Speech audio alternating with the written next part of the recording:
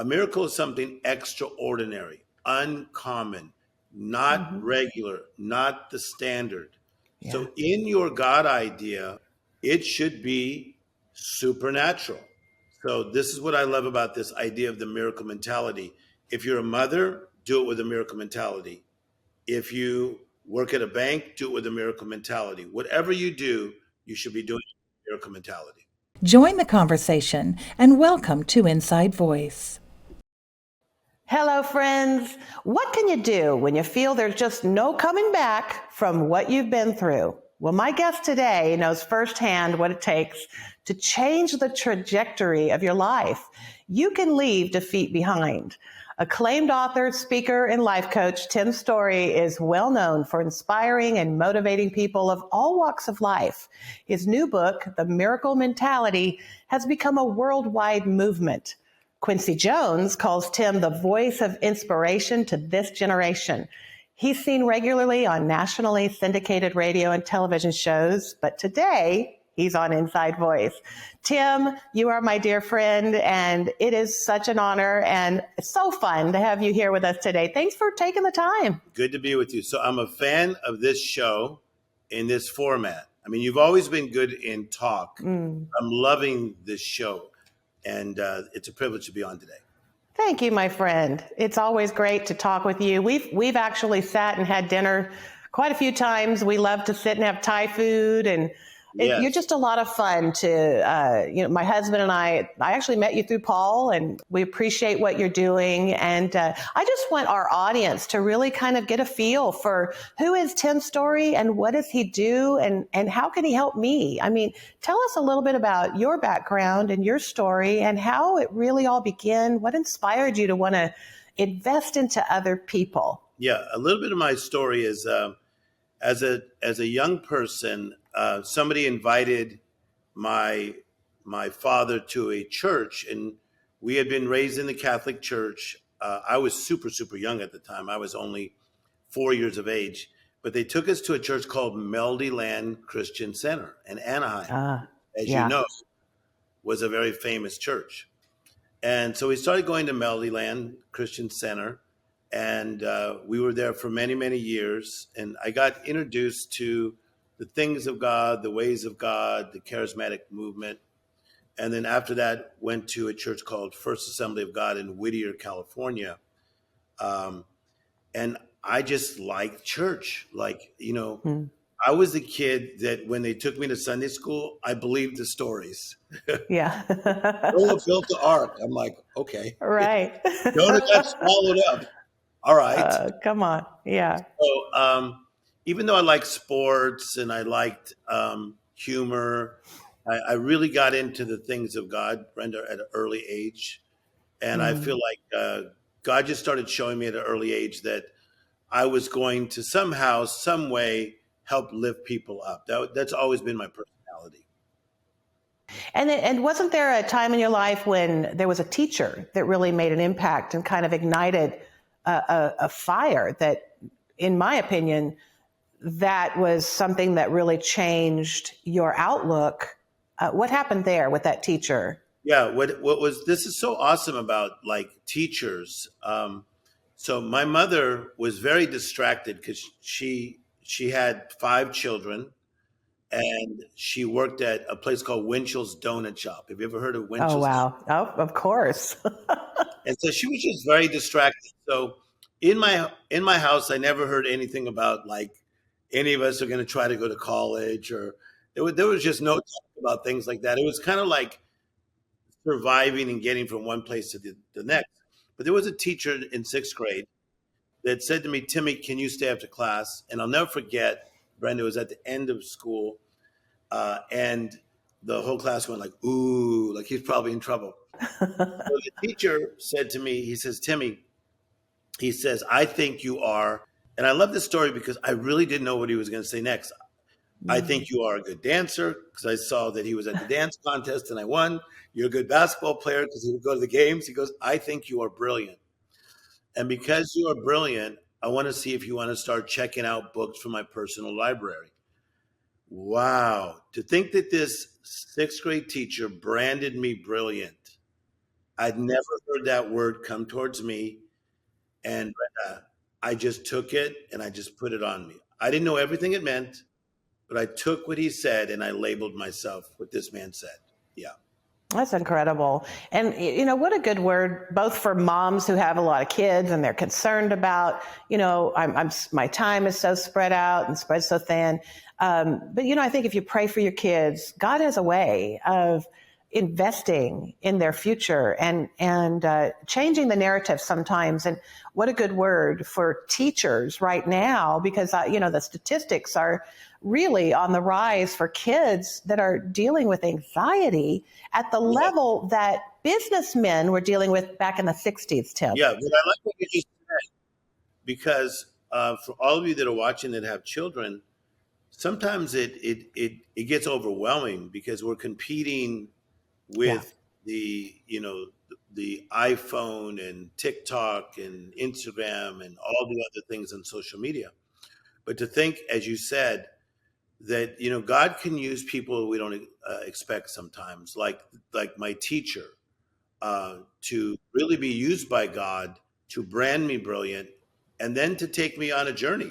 Because I remember he gave me 3 options of books to read, and I read one on the life of Michelangelo.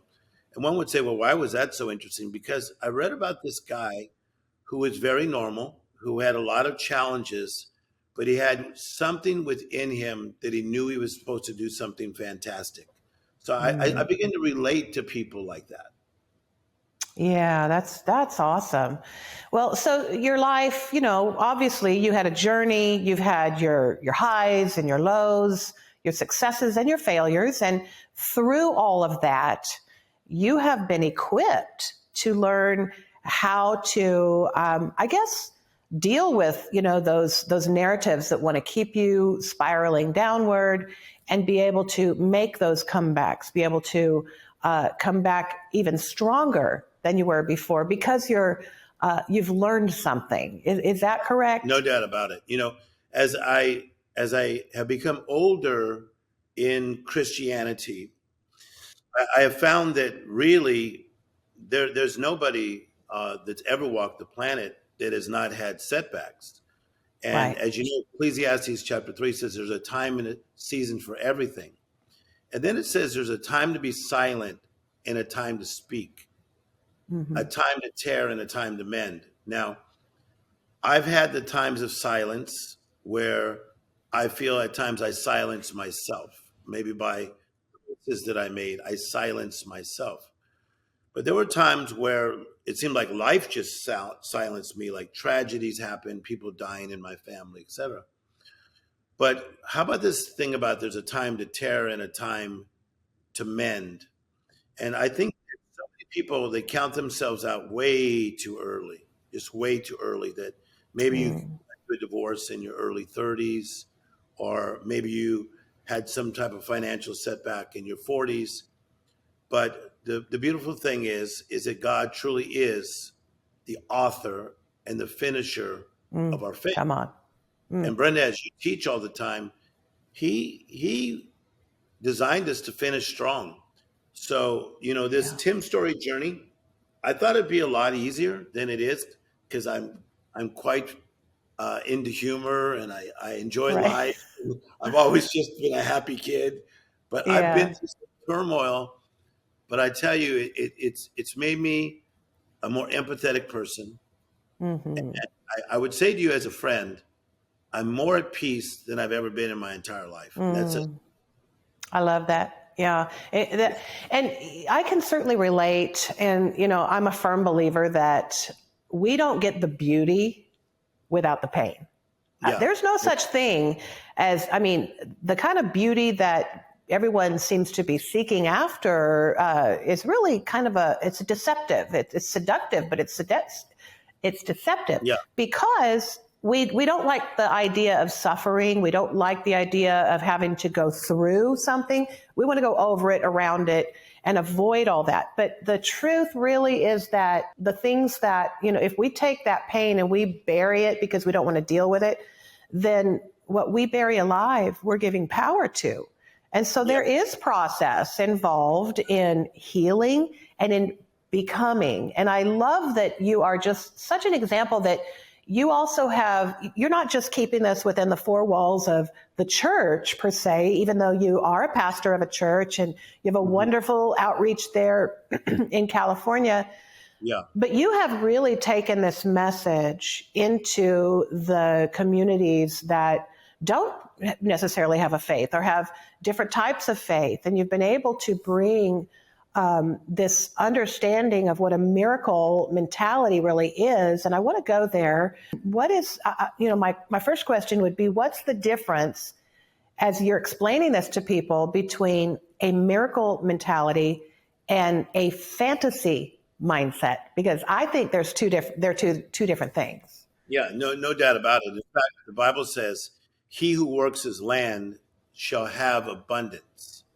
So the word abundance, as you know, means overflowing, more than enough. But whoever chases fantasies lacks wisdom. That's Proverbs 12:11. I think we live in a culture worldwide that chases fantasies. Yeah. I've now spoken in 77 countries. Within 2 months, I will have spoken to 79 because I'm going to Switzerland in 2 weeks and also then to Italy. So that'll be my 78th and 79th country. And what I find around the world is people are chasing fantasies. So you make a good point there. So what I'm looking for, Brenda, is I'm looking for what is the God idea and not the good idea. There's a difference between a good idea and a God idea. So I wrote that book in 1988. So, but once I have that God idea, now I need a God idea mindset. A God idea mindset is a miracle mentality. Because everything that God is about miracles. So as you know, a miracle is something extraordinary, uncommon, not regular, not the standard. Yeah. So in your God idea for you and for my God idea, it should be supernatural. So this is what I love about this idea of the miracle mentality. If you're a mother, do it with a miracle mentality. If you work at a bank, do it with a miracle mentality. Whatever you do, you should be doing a miracle mentality. Come on. And I think that's probably one of the things that my mom really did right. She always had a miracle mentality. Now, not everything she did was right. I mean, we're all a product of our parents' successes and their failures and mistakes. But, I learned that early on. And I think that's probably, despite some of the pitfalls and the bad choices that I made and the abuses in my past and, some of the victim mentality even, Tim, I had this thing deep down inside. It was those imaginal cells, that God gives to the caterpillar that wants to be the butterfly. Yes. It was the thing that wanted to believe. And I said, there's something great that God wants to do through me and in me. But I had to realize that he had to do it first in me before that could really be fruitful and manifest outwardly. You can't give away what you don't have. Yeah. And this really kind of brings me to another question I want to throw at you, because I want to talk about some difficult stuff. What is your idea of, what's your thought about how narcissistic our culture really has become and how narcissism really plays into that fantasy kind of a mentality? And how do we break away from that mindset? Because I think we're all born with narcissistic traits. I mean, a baby, everything's about that baby. Yes. But it's really about maturing and having to grow out of those things. Speak to that for a minute. I think a lot of it is about the type of leaders that we highlight. I remember at 20 years of age going to Sweden, and I went to this large church pastored by a guy named Stanley Schoberg. It was a famous church called the City Church. And I noticed that on the Saturday when we went and did evangelism, there was this handsome Swede. He was about 6'2", and he was passing out flyers with the kids. And I just did not get it. And then I went to a place called the Smyrna Church in Gothenburg, and the senior pastor during this evangelism summer stuff, he was out there passing flyers with the kids. And I just had never seen that in like American churches. And what I begin to see is that the real heroes to me are the Mother Teresa's. They are Oh, come on. the Nelson Mandelas. They're the Mm, guy that pastors a church of 100 people that still makes hospital visits. And a lot of it is about who this culture has decided to highlight. And it's just very incorrect that just because of so many likes on social mm, media or just because you are famous, we've missed it. Let me give an example. I was speaking to some young people about 2 years ago, and they were from the ages of 18 to 24, and it was at a beauty school. Okay, it was actually at a mm. palm school, and I said, "What do you guys want to be when you get older?" And then some said a salon owner, but so many of them said, "I want to be a celebrity." Oh, And wow. I stopped this one young lady, and I said, "Kids, when you say that, what do you mean?" She goes, "I want to be famous, and I'm Uh, gonna be famous.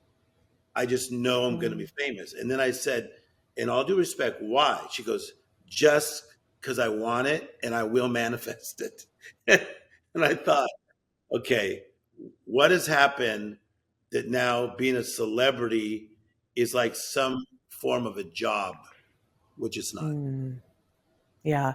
Or the ultimate pinnacle of success or identity, really. We're talking about an identity issue. It's like one of the things that I had to deal with in my season of just really coming unraveled from projecting all of this success and Yeah.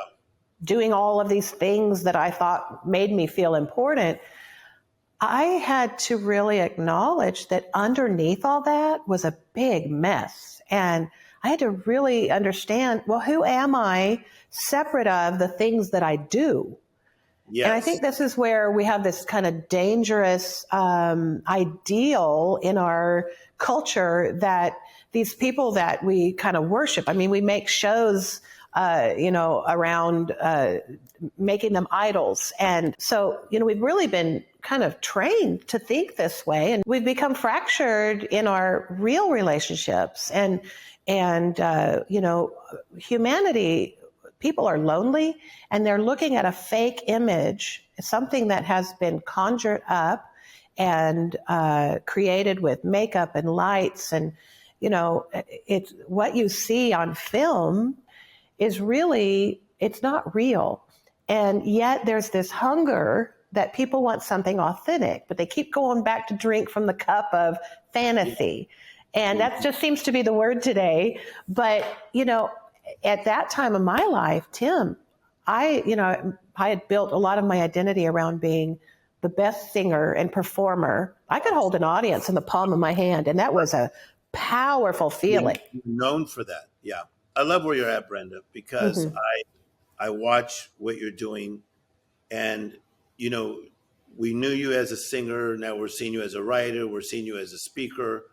But you also married a very powerful man who I think Mm-hmm. Paul is one of the most creative guys that I've ever Yeah, met he in is. my life by far, by far. Like Yeah, he really not is the best. because he can do things from produce, direct. He can Mm-hmm. write. He can run an entire studio. He knows how to run a business. Mm-hmm. And I feel that one of the things that's happening in you is that you are allowing yourself to evolve into what God has for you now. Mm. The Yeah. way I teach this is that, the Bible says, for God knows the end from the beginning and he knows what is yet to come. The yet to come means yet to unfold. And that all of us are unfolding.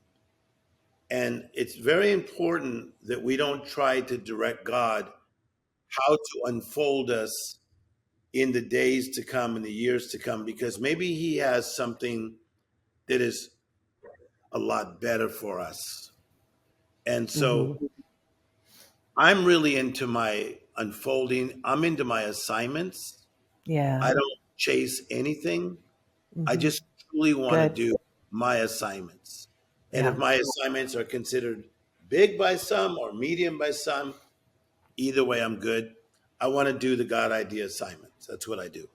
That's powerful. And I think that really means we have to stop comparing ourselves to what somebody over here is doing or this guy over here and start saying, okay, God, what's my lane? Start asking him and leaning into the hard stuff, investing in loving ourselves enough to do the hard work and to say, okay, if this is the vision and the goal that God has placed in me and these are my gifts, what am I doing with them? So, let's talk about how we get out of the funk mindset where, we're just kind of spiraling and we feel like we're not going anywhere and we need a miracle. But, Yeah.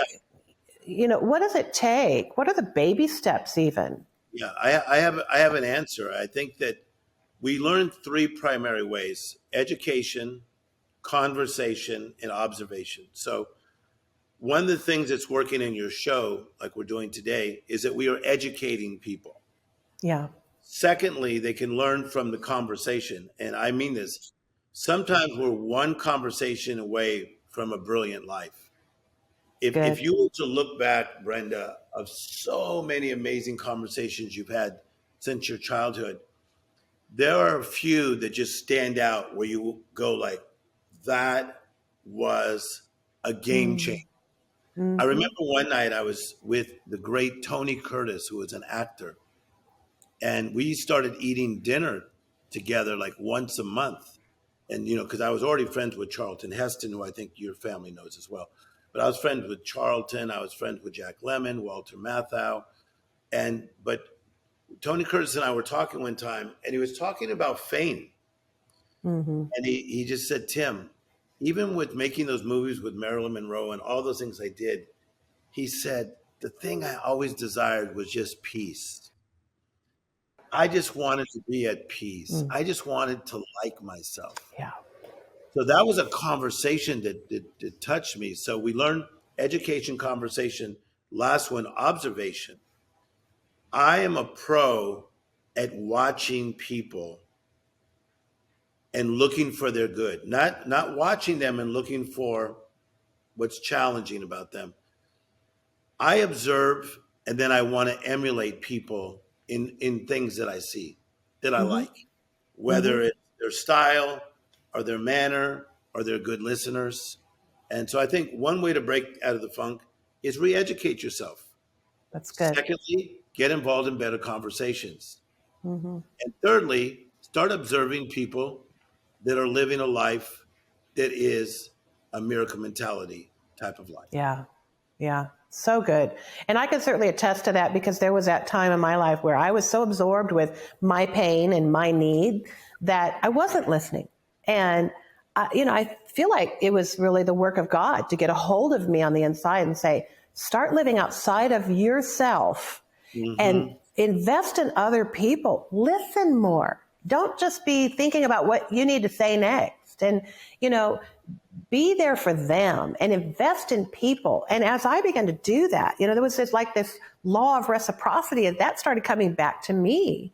Yes. That even applies to, if you want to marry someone that really loves you, be the kind of person that you want to marry, be the kind of friend that you want to have in your life.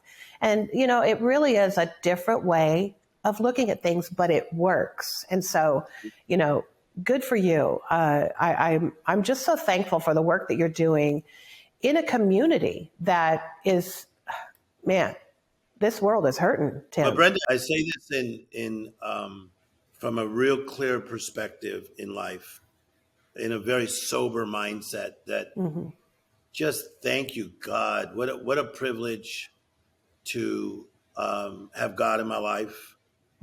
Thank you to those people that took me to Melody Land, the people that took me to First Assembly of God, because God has really done some beautiful things in my life. And even in some of the painful things, some I caused, some I did not, but yet I went through. I'm okay. I'm okay with all of it. Because right when you think you've been through something, man, we hear some stories out there, right? Oh, it's true. Of people that go through so much. So I'm a big advocate of life. I'm a big advocate of eternal life. That we are eternal. We are forever young. Yeah. So I've bought into all this, Brenda. Yeah. That's awesome. Well, a lot of people, though, they feel stuck and they don't have the ability to really see that. So I think this is where mentoring really plays a role. If you have a voice from someone who's seasoned, like yourself, who's been down that path, who's a pilgrim, a sojourner. And that's what this show is really about, is sojourners who have walked that journey ahead of us and have the wisdom and the insight and the discernment really to be able to say, listen, what you're seeing is so limited. And I'm just going to come alongside you and help you to see it from a larger perspective. One of the things that I like to say is when you see the road from heaven's perspective, the road is not so difficult anymore. And I think that does give us strength and it gives us courage, right? To get unstuck and to not be living this marginalized, limited life. What does it take? What kind of decision does it take to just change the paradigm? So one of the things that I talk about in my book, Miracle Mentality, is that for somebody to turn a setback to a comeback, number one, you have to become awake. And me and you have gone through times in our life where we were like sleepwalking through life because of our pain. Good point. Number one, you have to become awake. Secondly, you have to take inventory. And I think that people don't take realistic inventory of their life. Yeah. Like, wow, my marriage is really in trouble, or being divorced is difficult and I feel shame, or my mindset is not correct, or my body is acting up. So number one, you become awake. Secondly, you take inventory, but this is very powerful. Then you have to partner with the right people. And so again, I'm so glad you have this show because we can partner with you. We can partner with what you're doing. And some people are really one partner away from stepping into this amazing power. How true is that, right? There is power in partnership. So, you become awake, take inventory, partner with the right people. Then the last thing on this, you got to have the right principles. You have to have the right principles in your life. And so, again, that's one reason I'm so glad for the faith that both of us were raised in, because we can go into the principles of God. Yeah. It gave us a foundation. Yeah. And, I really think that there's a corrective work, there's a cleansing work that God's doing right now with the church at large, the capital C church. I'm not speaking of any particular denomination, but just the church at large. And, the truth is really, Tim, we're living in a postmodern culture now. And so, that changes the paradigm for a lot of people. I think there might be a little denial and lament over that, but, we don't have to be in the seat of power to be able to emanate and resonate what lives within us. It's like being the moon. I heard a song earlier. I want to be the moon that reflects the light of the sun. And isn't that what we do? I mean, we don't have to be talking, churchy talk and being strange. But if we are just people being relatable in relationship, building relationships with people, and that's what you do. And I love that about you because it breaks down the barriers, it bridges the gaps, and it brings people to the table where they can taste and they can see, hey, this is good stuff. I think it is unique. Like, as you know, I have the privilege of being a very good friend to Oprah Winfrey. And you got to be a real good friend when she invites you to dinner at her house all the time. So me and her have amazing talks about life, about fashion, and about God. Yeah. And I remember asking her one time, just me and her sitting in her backyard. Like, I said, what is your favorite Christian song? And she said, I Surrender All. And Wow. most people would not expect that Oprah Winfrey is going to say that. Yeah. Because that's a very powerful song. That's about surrendering. And I think that so many people can see some of the folks that I get to be around. And it's so easy to judge them and say, well, they're not as strong as us, or they also teach some other things. But let's look for the good in people. Yeah. And that's what's working for me. And that's why I've been able to see so many people from that world of being big, big stars Hmm. come into a deeper walk with God because I'm patient with them. But then again, Right. Jesus has been very patient with all of us. Incredible. One of the things that I felt like God really impressed upon my heart is that, I might be sitting on a plane, per se, uh, at this grocery store or somewhere, and I might bump into somebody that's different from me. And I can tell culturally, I can tell just their values are different than mine. But what I began to do is to look for the image of God. It's in every human being. And that's what I want our viewers to hear today. Tim, in the next 30 seconds, I want you to encourage somebody who's listening right now. They're feeling defeated. Just give them an encouraging word. Yes, I really like this one that I've been saying for years. You may not be what you want to be, but thank God you're not what you used to be. Hmm. And it's so Wow. easy to continue to look at what I'm not. Like Hmm. I'm still not in shape, or my relationship's still not where it was. But you may not be what you want to be, but thank God you're not what you used to be. So Yeah, today, let's look about how far God has brought us. He has good. brought you so far. Let's concentrate on that today. That's awesome. You're awesome, my friend. We love you. We want to get together again. Let's do it, okay? Thank you. And thank you for having me on, and congratulations on everything you're doing with this show. Thank you so much. Well, friends, I appreciate you for taking time to be with us today. And I know that you've been sparked with encouragement, and maybe you just have vision for your future. Reach out, call Tim. I think he can help you because you, my friend, are worth it. You have a purpose in this life, and you can come back from anything that you've been through. Thanks for being here. Until next time, I'm Brenda Crouch.